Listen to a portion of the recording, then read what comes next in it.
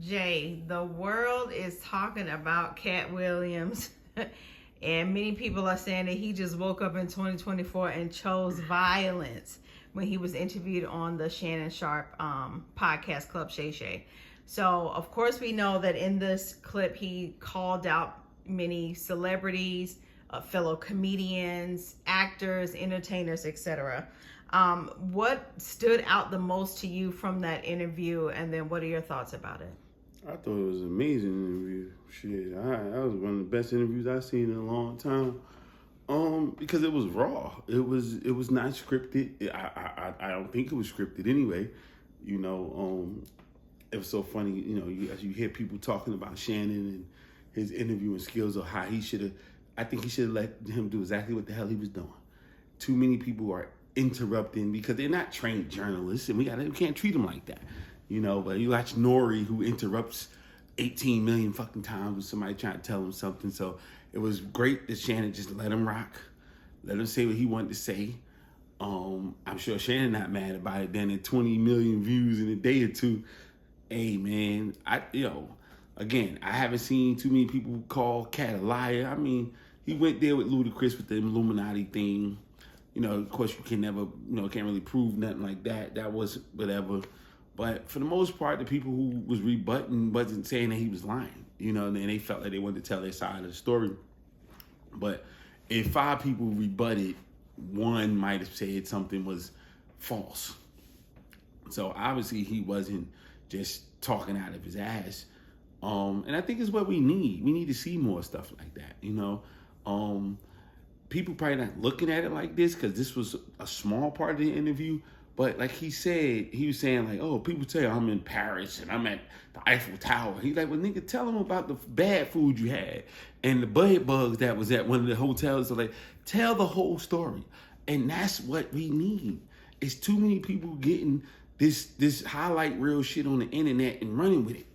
You know what I'm saying? Like, I don't got nothing against Steve Harvey, but what thing I did identify with when he talked about Steve Harvey was when he was saying that, I didn't want to be this, or it was always this glamorous thing.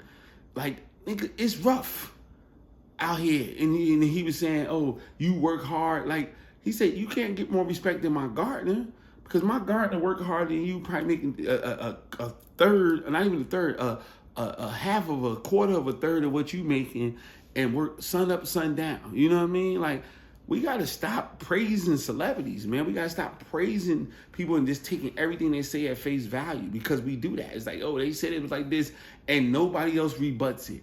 Whether they don't get an opportunity to, or maybe their face isn't good enough for them to get that nobody paying attention to. But Katt Williams had his turn, and he used it. And I look forward to him capitalizing off of it. I know Shannon is just sitting there doing Birdman like this, as the checks is rolling in. And I know a bunch of people trying to get on the show. People going to want to come in there, set the record straight and all that. So Club Shay Shay about to be that shit, for 2024. And salute to him. Cool, but I was definitely thoroughly entertained by that interview. It was dope.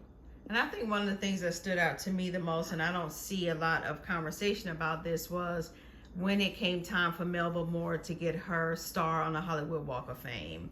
And one of the things that he said was, in order for that to happen, I guess there's a list of folks that Hollywood has, and he paid for her to have that.